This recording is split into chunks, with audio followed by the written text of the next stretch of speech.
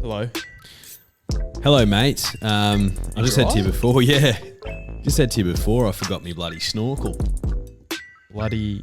At least, you know, this household, one thing it does have is umbrellas in abundance. Yeah, something which I also have recently acquired. Well, do you want to let all the drifters out there know? Or? Yeah. Oh, look, drifters, I'm a thief. Good for nothing thief. Look, sometimes when I get a few sherbets into me, which I did on Saturday after having a fair few the night before, so I was on a bit of a tear. Yeah. Had a pretty good day on the punt on Saturday. Sure, responsibly. You were having a great time. Yeah. People who know me well, such as yourself, I get a little bit cheeky when I've had a bit to drink. Bit silly? Yeah, a little bit silly, do some silly things. So, you know, walk out the front of the pub, not going to name which pub because this could give me away. I don't want the cops after me. Had a few, walked out the pub on my way to my next destination. Yeah. You know, I had plans. I was continuing on with my evening. Yes. There was a severe deluge all around. And look, the place that I was going to go wasn't an Uber ride away. It was, You know, within walking distance. 5 to 10 minute walk. Yeah. But with the amount of rain that was coming down on Saturday night in Brizzy, it meant that I was essentially needed to swim to the location. Like literally the next day it was underwater where we were going. Yeah, literally. There was so much rain. It was literally underwater the next day. Actually, it was underwater, like genuinely flooding. I didn't have an umbrella on me, did I, at the pub? So as I was hanging out the front, loitering, I look around and there's a nice little maroon coloured umbrella. And I thought, you know what? That thing for me. And I picked it up. That'll do me. And just, you know, bulled my way out of there with a new umbrella. So to that poor punter who's lost their umbrella. Stiff shit. I was about to say, fuck you. I've gained an umbrella, and hey, we're not a podcast that's in any way, shape, or form looking for social justice points or any social clout. That's not us. Hey, we don't sit on any side of the fence from a political perspective.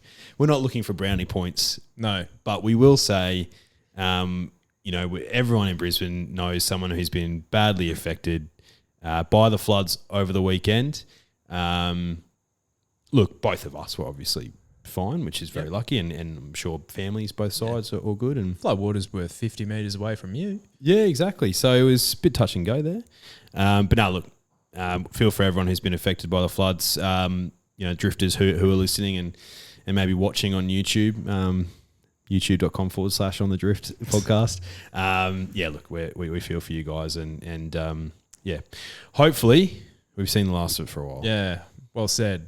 In saying that, I think we need to crack on because there is another cell coming tonight. So it is pretty unrelenting. It's like, but the last few days have been very, very bipolar. They have. Yeah, There's been some of the nicest sunshine this very early autumn. Yeah. What's going on with Mother Nature? Mate, hates horse racing. Yeah, hates it. Hates it. Mate, it was a miracle that Sydney went ahead on the weekend. I can't believe it. And to be fair, though, like, the kickback was actually pretty damn good. Like, it was doing pretty well. And saw one of the track managers today said that there's no sloshing when you walk on it. Yeah, so that's Michael Wood. Yeah, great. Michael Wood.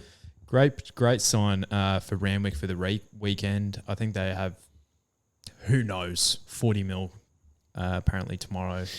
Yeah, well, he came out and said today, Michael Wood, the track manager, that he's very confident racing will go ahead. And if the track manager's coming out and saying that, unbelievable. Which is unbelievable. Yeah. I'm confident. We'll be racing on a heavy 10, but we'll be racing, which is great. We will. Okay. So we've covered the rain, and I echo your sentiments. Well said. The Instagram poll this week, it was the best Guineas winner of the Randwick and the Australian Guineas of the last 4 years. Yep. Now, I couldn't believe my eyes first day because it wasn't 100-0 to Big Tass. It was What? It was unbelievable. Mystic Journey was giving him a nudge. It's like all credit to Betty, one of the greats. Great filly, Betty. But we're talking about the Autumn Sun. Mate, in the final, all right. So Tass went up against Mystic Journey. Then he went up against Kementari. Kementari stole a few votes off him. What are people thinking? Oh, And then in the final against Alligator Blood, one of our favourites. we love the blood. But he hasn't won a race in 3 years. No. Tass was 7 from 8. That entire voting thing was set up for Taz to sweep the floor. Yeah. It was a trick, punters and drifters. It was a trick. It was a rhetorical question. The Autumn Sun's the best 3-year-old I've seen by leaps and bounds. Ever. You failed. You failed miserably. I can't believe he had votes against him. Like, in the end, I think Alligator Blood got like 30% of the vote. I'm like, what are you guys doing? I can't believe it. I'm in disbelief. And, you know, something else I saw this week. Actually, firstly, yes or no, will you be taking something out of the Blue Diamond in the slipper? Well, I didn't really see the race. I've watched it since. No, Yeah, nor will I I. won't be. Like, it's still no clearer for me. No. Like, Dormier, I tipped it when it ran 4th in the prelude. And Yep, you did, yep. he was in the inferior ground. Blinkers on. Freedman's have now won 3 of the last 4. Blue Diamonds, enough said. Yeah. But do I see any of those? A lot of them, as I brought up, and that theory went to shit. A lot of them are already a few runs deep, and I typically like a fresher 2-year-old in their around their second or third, maximum third run as their grand final, and a lot of those are already at that stage. Yeah. Yeah. I think if you rerun that exact race 4 or 5 times, you'll have a different winner every time. Yeah, I think Sebenak ran really well. Jackano obviously ran super. Revolutionary Mess, surely she's going to the paddock. She's just put in run after run. And then Dormier was great as well. But yeah, no. Chipping Norton, I guess. VE just... I learned something on the weekend. There's heavy form, and then there's heavy form. And then there's Very Elegant. Well, VE's done it against everyone. She's done it against the elite. What I brought to your attention on the weekend, which I only found out on the weekend in the morning, forget who said it, but very well read in their form. Colette's only won against her own age on heavy ground. Yeah. Which was news to me. And, you know, I still probably would have tipped her because her first up run was fantastic. It was good, yeah. And VE was, look, dour to be kind, but what a champion. She's just a champion man, mate. Yeah. Not a lot of horses can win Group 1s from 1,400 metres to 3,200 metres. She is one of them. She's a champion. She is. I agree. Yeah. Yeah. And here we are, none the wiser for it. Yes. So we have a bit of rain for Randwick, and there's a bit of rain around in Flemington on the day, apparently up to 40 mil. Sheesh. So that's fun. And some horses, you know, half the Randwick card is accepted for Flemington. So you're like, well, it's going to be rainy either way, guys. Makes it easy for us. So we'll do our best. We will do our best. And yeah, I'm glad racing's still going ahead. And I can't believe how well Randwick held up on the weekend. It is a little bit disappointing because it just knocks out so many horses. Yeah. You know what I mean? It knocks out so many good horses because it's just not their favourite ground. Would have loved to have seen some clashes that we'll touch on later on the podcast that have since not gone ahead because of horses going to different states and whatnot. But, you know, I can't have everything in life. Nor can you. No, I can't. And, you know, I have most of it, but not all of it. Yeah, I'm absolutely loaded to the teeth. But, you know, that's not everything. What about you? What were your main takeaways from the weekend? Yeah, look, I think Very Elegant's a champion horse. I think there's a couple of runners in the Blue Diamond who are going to make nice 3-year-olds. I think Sebenak's one of them. I think Giacchino is one of them as well. Yeah, if you look at the rating of that Blue Diamond in comparison to previous Blue Diamonds. They're a subpar group of 2-year-olds. So, yeah, the Golden Slipper picture is no clear up for me, that's for sure. Is the jury still out on Fangirl and Espiona? A little bit. Maybe they're just not wet trackers. You can't really say. Hard to judge. Yeah. Hard to judge. And I think it's because everyone's comparing Espiona to Mini Winks. And it's like, well, when you have a title like that, crikey, do you have to come out and win each race by 6 lengths? And Winks wasn't a dominant 3-year-old, was she? No, she was, she won the Sunshine Coast Guineas. Yeah. Like the most time-honoured race in Australian history. Yeah. Now known as the Winks Guineas. Shock me. But absolute champion 4-year-old. So, these fillies can take time, mate. They can take time. So, and she's in good hands with a bit of Chris Waller magic. Would have thought so. She'll be fine. Would have thought so. But yeah, no. Apart from that, I thought it was a good weekend of racing. Had another good weekend. Hope you're keeping tab, drifters, because there's not many of them. And yeah, onwards and upwards to better things. Lovely. Now, should we ring the drifter of the week or go through the Group 1s ourselves first? Up to you, mate. I think we could go drifter of the week just to get a bit of a different spin of things. Let's do it. This is the part where the phone rings. Right on cue. Right on cue. Bit early, so hopefully they answer. Ella, g'day. Declan here. How you going? Hey, Jack. How are you going? Good, mate. Good. Got Hutcho here as well. Hi. How's it going? Hey, good, Ella. Nice to meet you over these I'm airwaves. literally shitting bricks. Oh, no need. I said to you today, mate, there's no need to be nervous. Drifter of the week, guys, is Ella Levison. Ella's got some awesome takes on punting that are left field in comparison to what you might typically hear on this podcast. So love that. I was very keen to get Ella on. Ella, I want to chat to you first, though, about the way you play roulette. Yeah. And can you talk me through what your thought process is before you start putting chips all over the table? Do you have certain numbers? Like, what's the go? I love this. Oh, yeah. Yeah. So there's certain numbers, like me and my partner play together, and I have the lucky, like the easy part of it, because all of our lucky numbers are at the top, like the lower end of the board. Yep. So I just put down like our birthdays, my favorite number, his favorite number, and then like just chuck a few based on feel. I'm a very much based on feel kind of gal. Yeah, I like that. But it's like the strategy of you place 10 chips down on the exact numbers, and if you hit, you get 180 back, and then you pocket the 100 the 80, and you keep betting with the 100. That's sound. That is a sound theory. There's a strap behind it. Yeah. Did you learn that in high school? Because I didn't. Did you do Math C or something? No. No, I just been to the casino too many times and learned from a couple of people there. Yeah, true. Well, speaking of your partner, Lewis Westerman's been Drifter of the Week in the past. I know. I've been waiting for you to have me on, Deck. You said you would months ago. Yeah, sorry, mate. I'm pretty. In case you haven't learnt, I'm pretty forgetful and pretty useless. So my apologies. But look, better late than never. Yes. Exactly. Yeah. Finally, time to get like an average Joe Blow voice on the podcast. Yeah. Yeah. Oh, look, I wouldn't say that. But so obviously you're the better punter out of the two of you, but you do have a different way of going about it.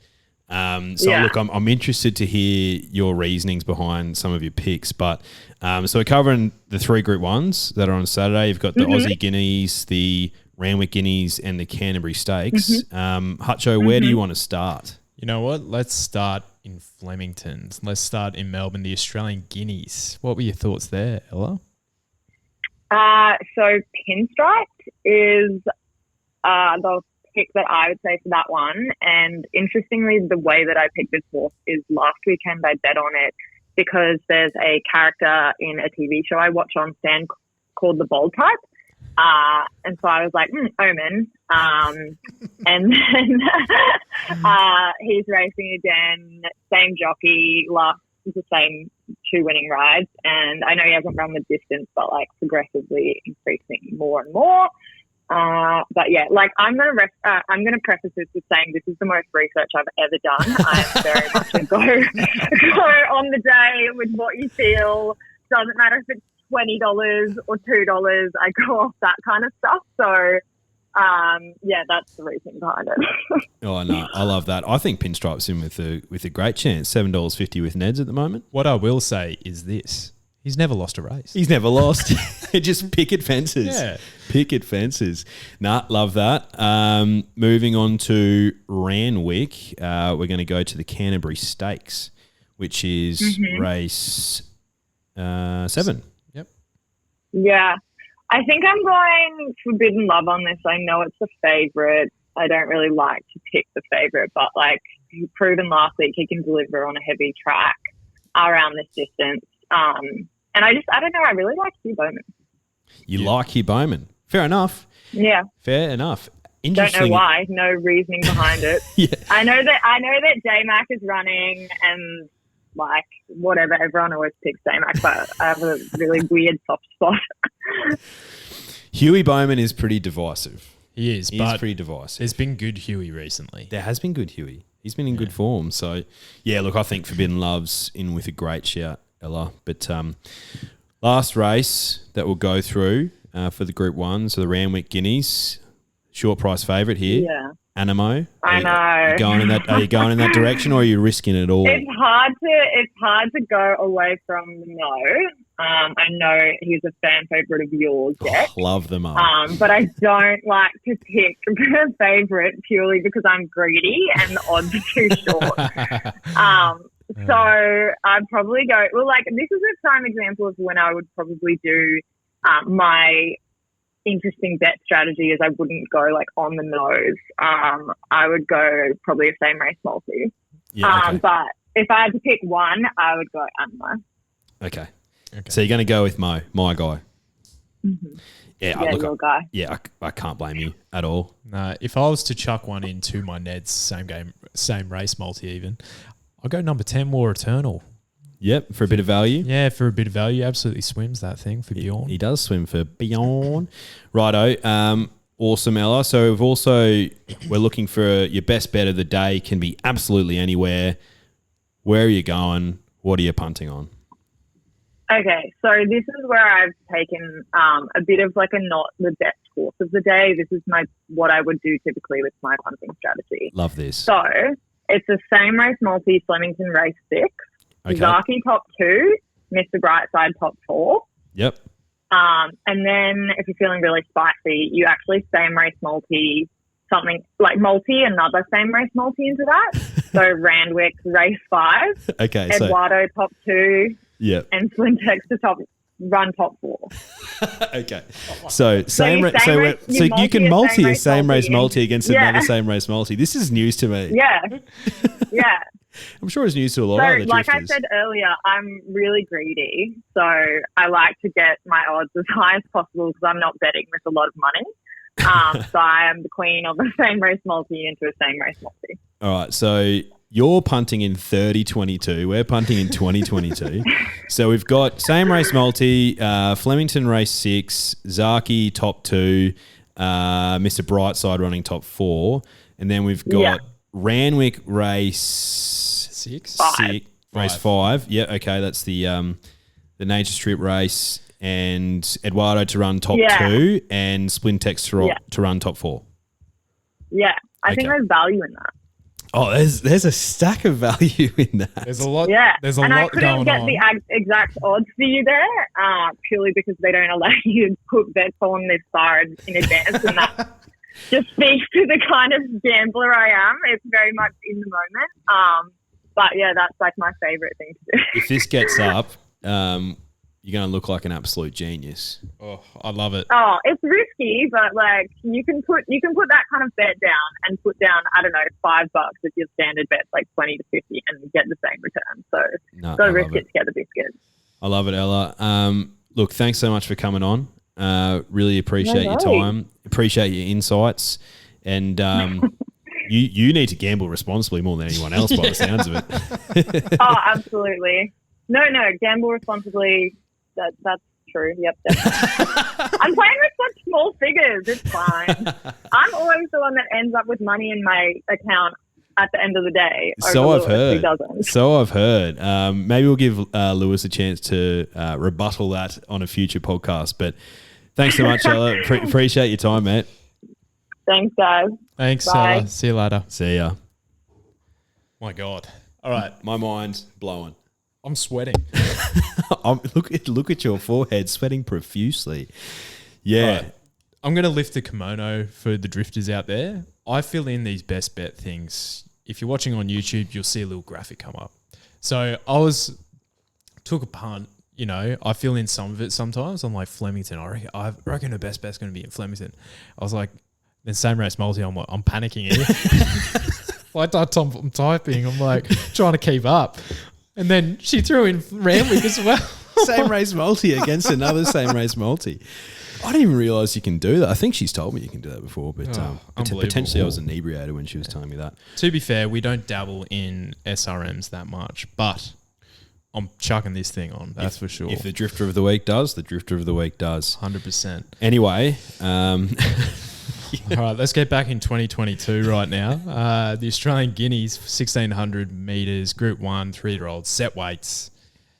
Crikey, you have the Derby winner, probably the best I've ever seen, Hitotsu, 1,600, 2,500, absolutely lapped him. For Kiramar, David Eustace. Captivant was super last start. Profondo is probably the biggest watch in the race, the X Factor. Forgot you's not going to Sydney. He's racing here. Pinstriped as mentioned. What are your thoughts? I think it's a cracking race. It is. It is a really good race. Great addition of the Aussie Guineas. And yeah, could have, in my humble, two absolute future superstars in this race if they're not already, in Hitotsu and Profondo. Yeah, look, I think one of them can win. I think Pinstripe can give it a sight. But I think Profondo, in his third start, winning the Spring Championship over 1,800 metres, it means he's the best horse in this race. And I want to back the best horse in the race, and I think it'll be Profondo. Yeah. Before I get into my analysis, did you see, I'm going to butcher this poor bastard's name, Enver Yusevic? Close enough, I think. Yeah. But all respect to you. Yeah. All respect. Sorry, brah. You have a very hard name to pronounce. I apologise. But did you see him during the week about his suit? He's got a suit that's as old as us, mate. He does. 20 years old. Well, not 30, but he's 20 years old. Yeah. You know, it's in his 20s. And if you actually go close up on the image, you can see the holes in it and the washed out nature of it. So he's basically worn this thing for, you know, the last 20 years, which he's got his money's worth, I'd say. Now, you have to have something on because he needs a new suit. He's training a horse called Pinstriped. Surely the gods are aligning here. Hey, it ate up 1,400 metres like it wants a mile and further. He's unbeaten. Sure. Drifter of the Week's on. Yep. The lovely Ella. So I can't see why not. It couldn't run a good race. It's not my pick though. I'm on Profondo like you are with Animo. I'm in love with this horse. I don't think I've ever backed him. And I know exactly why you're in love with this horse. Look at his sire. Reads Deep Impact, Japan. Oh, geez, I wonder who's who its side as well. Yeah. Fierce Impact for the drifters listening. One of Hutcho's absolute favourites. Yes. Always sit him proud.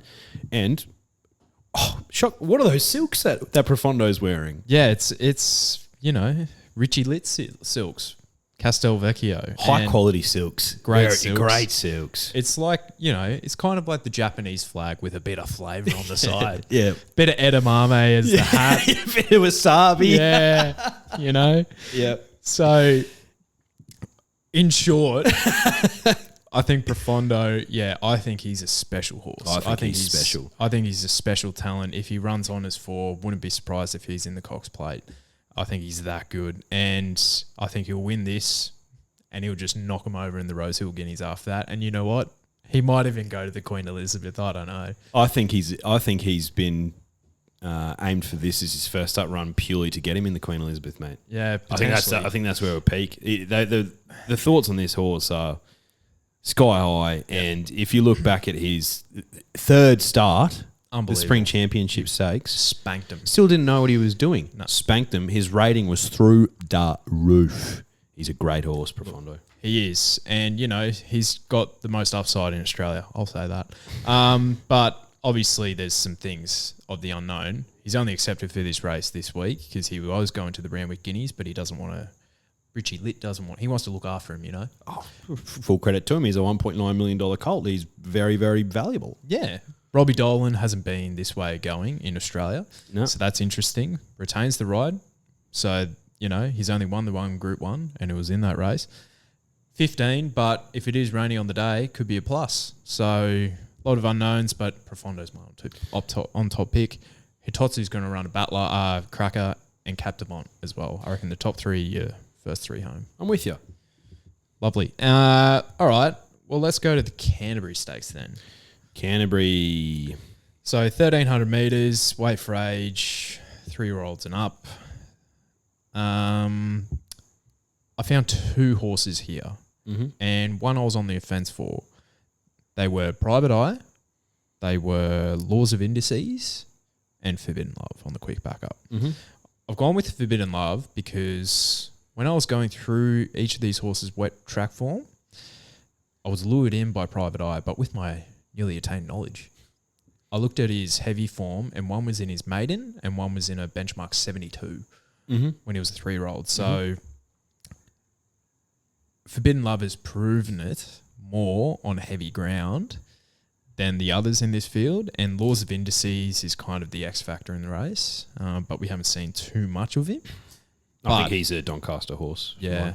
I think, Forbidden Love, I think she's going to get a cracking run from that barrier, out of trouble, Huey, bang, bang. Yes, Forbidden Love, I backed her last start. Apologies, because I know you're on ice bath. Oh, mate, Oh, you get that. You get that on the big jaws, especially with ice bath. I've been burnt before. Mate, I'll be burnt again. I'm going to need some ice. First and last time ever for me. Is that your first time? First ever. And she's got life with me. She's only won when I haven't been on her. She's only won twice. Yeah, so... Lol. Yeah, I'm sure you can figure out, Drifters, how many times I've lost on her. It's just funny. It's just funny. Isn't it? Hilarious. I love it. I love it. Yeah. Yeah, but no, I was on Forbidden Love last start. Look, the question mark's a quick backup. Yes. They like to run this horse fresh. But apparently she bounced out of that race, and her wet track form's elite. Rails out 6 metres on Saturday at Randwick, so you want something up on pace. Private Eye is a big watch for mine, but he's a back marker, and we'll see. I think he's got bigger fish to fry. Also carrying 59 kegs. No, thank you. Lighthouse for mine is a big watch too. I think she was pretty good in the CF4 behind fantastic. Tefano. Yeah. Look, her heavy form, she's only run once and she's won. Wet, run twice and won both times. So, look, Lighthouse I think is in with a shot, but there's just too many holes in these other horses. I think Forbidden Love's a no-brainer. Lighthouse will run well, and I think Private Eye will run well too. Well said. All right. Pardon me. Randwick Guineas, the other 1,600 metres for the 3-year-olds. Makes a lot of sense that they're on the same day. What could have been Animo versus Profondo, mate? Like, honestly, what are we doing here? Could you imagine, like, all right, I'm happy to leave out everything under the bottom 4 out of here and chuck them in, into a field that the Australian Guineas would be in. That would be fantastic. Unbelievable. Yeah. Anyway. I've got one word for you. Mo! Animo! Oh, mate, third up here. Mole. Barrier 9. Perfect draw. J-Mac in. Bit of wet ground. Who cares? Kills him. $1.80 overs. All over Mo like a rash. Yeah. He's my on top selection as well. I did try and find something with a bit of wet form that could go through it because he's a bit unproven on the wet. So I think that is the small query on him. And, he won't win by 4 lengths now, maybe 3.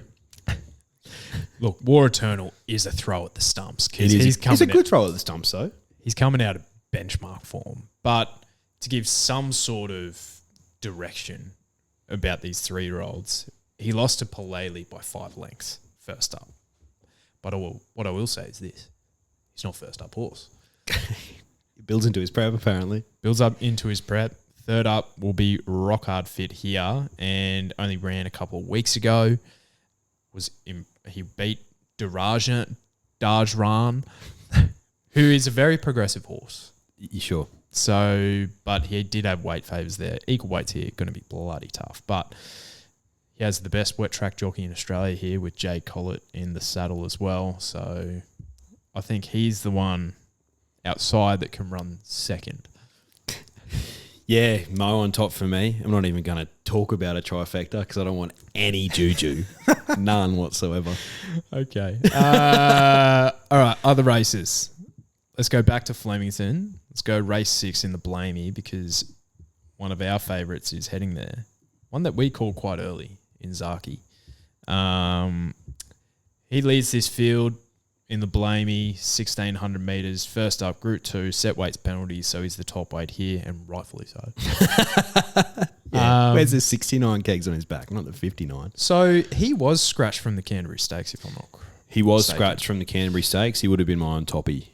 So my thinking is this. That's a 1,300 metre race. This is a mile. I'm actually a bit against him this weekend. Yeah, okay. The horse I want to be with is Inspirational Girl, right down the bottom. She's avoided the handicapper here because she's had a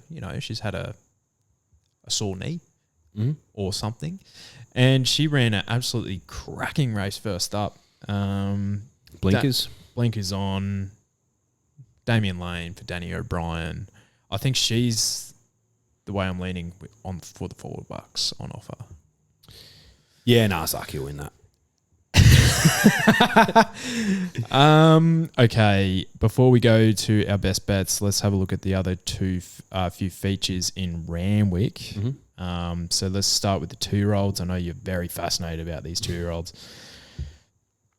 So race 2, did you see anything here that pricked your interest? No, not particularly, mate. It's a big watch for me. Look, I did see Greece trial and unbelievable. Looked unbelievable. Trials are trials. I think it very well could win this, but it's more of a watch race for me. Well, Russian Conquest, you get some sort of guide for Coolangatta because he ran second to her at the Magic Millions. Yep. So you get some sort of guide there out if that Coolangatta form is actually any good, but it is on a heavy 10, so it doesn't mean anything. Exactly. So that's the Riesling. The Todman. Crikey, you have the battle of the futures bets here with Sejardin for our good mate. That's actually really funny. For Sejardin for our good mate Matthew Dolan, and then Charlatan for our good mate Josh McClellan, who pulled it off last year. And shock me, they're in the market too.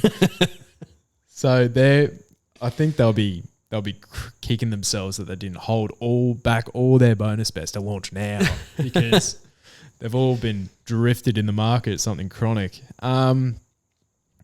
Look, I don't know too much about this field. Psychiatrist looks progressive, but I think it is between Sejardin and Charlatan. Yeah, I actually do like Sejardin. I thought his return effort running into third was great. And I do think he's in the mix for the Golden Slipper. Yeah, I think he wins this race, Sejardin. Yeah, fair enough. And there's one other race, obviously, the NS race 5, Challenge Stakes. 1,000 metres, so they maintain at the 1,000 metres here, Nature Strip and Eduardo. But then you have Trekking, Splintex, Shelby 66, who's coming out of highway form, so it gives you a bit of a guide.